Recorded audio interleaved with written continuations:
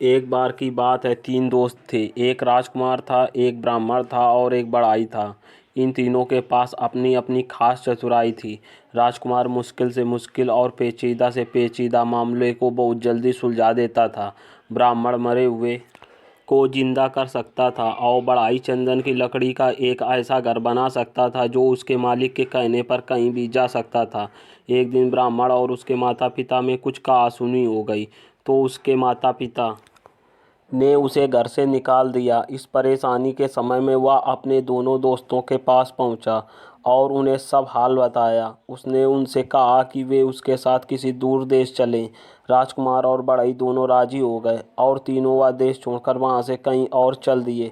वे लोग बहुत दूर नहीं गए थे कि राजकुमार किसी वजह से रुक गया, पर बढ़ाई और ब्राह्मण आगे चलते रहे। कुछ देर बाद राजकुमार जल्दी जल्दी आगे चला ताकि वह अपने दोस्तों को पकड़ सके, पर बदनसीबी से वह दूसरे रास्ते पर चला गया और उनको न पा सका।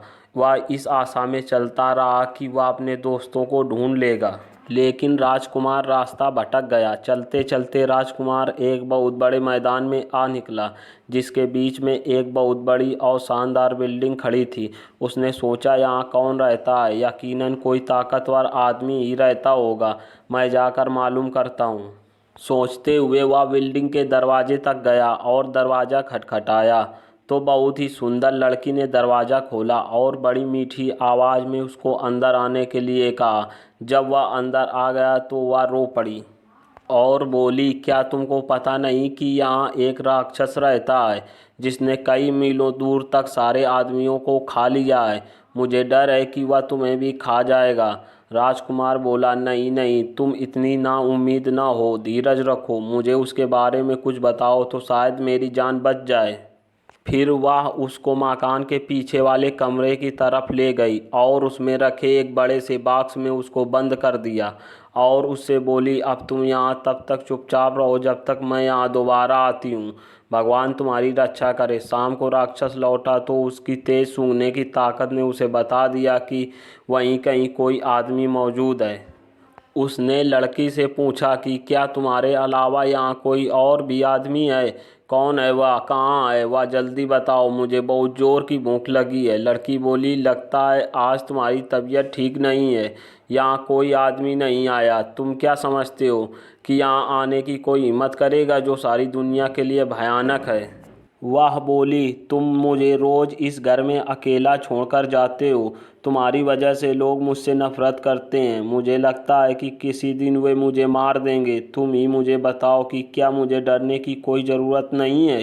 राक्षस बोला, तुम्हें डरने की कोई ज़रूरत नहीं है, क्योंकि मैं कभी नहीं मरूंगा। फिर उस बिल्डिंग के एक बहुत बड़े खंभे की तरफ इशारा करते हुए वह बोला, जब तक यह खंभा न टूट जाए मैं नहीं मर सकता।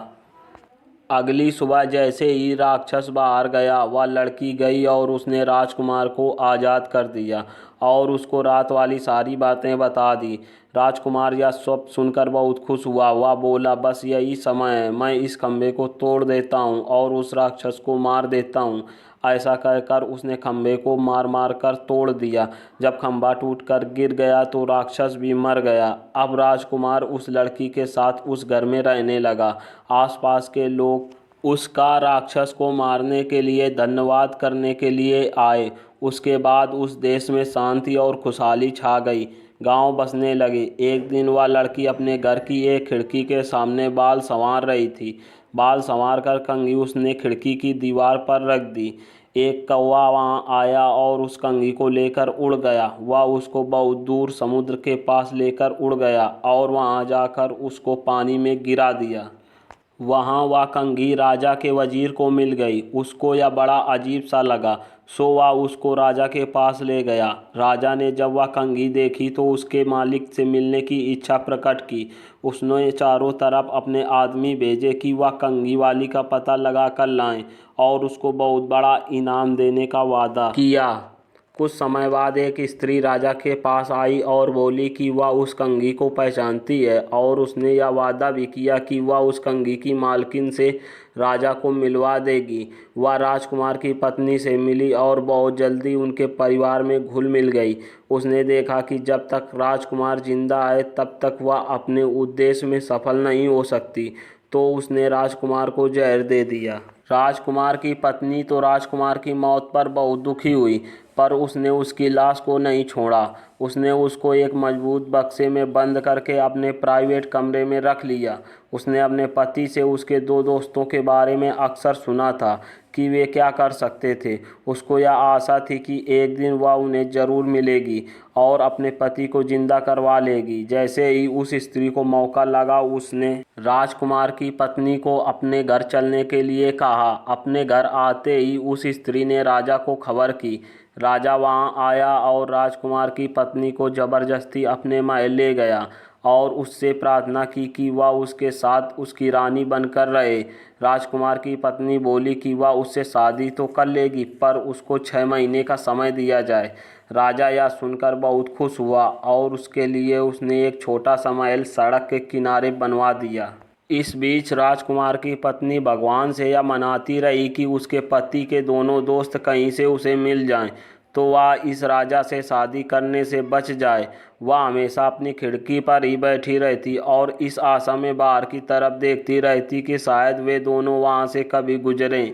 एक दिन उसने दो आदमी अपने घर की तरफ आते देखे, तो उसने उनसे पूछा, आप लोग कौन हैं और कहाँ से आए हैं? वे बोले, हमारा एक दोस्त राजकुमार था, पर अब वह खो गया है, हम उसी को ढूंढते हैं। लड़की बोली, भगवान का लाख लाख धन्यवाद है कि आप लोग यहाँ आए, पर मुझे अफसोस है कि राजकुमार तो मर चुका है। ब्राह्मण बोला, आप उसकी चिंता न करें, मैं उसको जिंदा कर लूँगा। भगवान का लाख लाख धन्यवाद है कि हम ठीक जगह पर पहुँच गए। आप हमें राजकुमार का शरीर दिखा दीजिए। राजकुमार की पत्नी बोली, पर जरा ठहरिए, हमको बड़ी सावधानी से काम लेना है। इस देश के राजा को मुझसे बहुत प्यार हो गया है और वह मुझसे शादी करना चाहता है। राजा ने मेरे चारों तरफ बहुत सारा पहरा लगा रखा है। जो कुछ भी यहाँ होता रहता है, ये पहरेदार जाकर राजा को सब बताते रहते हैं। मुझे यकीन है कि आपका यहाँ होना भी राजा को पता चल गया होगा। अब देखना यह है कि हम यहाँ से निकलेंगे कैसे। बढ़ाई बोला, आप डरिए नहीं, अगर आप मुझे जरा सा चंदन की लकड़ी का टुकड़ा ला दें तो मैं उससे एक ऐसा महल बना दूंगा जो आपके मालिक की इच्छा पर इधर से उधर आ जा सकेगा। राजकुमार की पत्नी बोली, ठीक है, मैं देखती हूँ। इसी समय राजकुमार की पत्नी ने एक दूत को राजा के महल की तरफ एक संदेश लेकर भेजा, मैंने आपसे शादी करने का फैसला किया है। हमारी शादी का दिन पास आ रहा है। अगर आप मुझसे खुश हैं तो 300 मन चंदन की लकड़ी भिजवा दें। राजा ने तुरंत ही उसकी बात मानकर उसको 300 मन चंदन की लकड़ी भिजवा दी और बढ़ाई ने उससे मकान बनाना शुरू कर दिया। जब मकान बनकर तैयार हो गया तो लड़की ने राजा को एक और संदेश भेजा, ओ भले राजा, हमारी शादी का दिन अब पास आ गया है, तो आप मेरी भाभी और ननद को यहाँ तुरंत आने की इजाज़त दें। मैं अपनी शादी के बारे में उनसे कुछ सलाह लेना चाहती हूँ। राजा ने उसकी यह प्रार्थना भी मान ली। जैसे ही वे दोनों स्त्रियाँ उस लड़की के पास चंदन के मकान में पहुँची, वैसे ही बढ़ाई ने उस मकान को राक्षस के मकान के पास जाने के लिए कहा। बढ़ाई के कहते ही चंदन का मकान उड़ चला और वह इतनी बेआवाज़ उड़ा कि किसी को पता ही नहीं चला कि क्या हो रहा है। वे सब तो बस उसकी बनावट की तारीफ करने में लगे थे। अचानक उन्हें अपने आप को मरे हुए राक्षस के महल के पास पाया।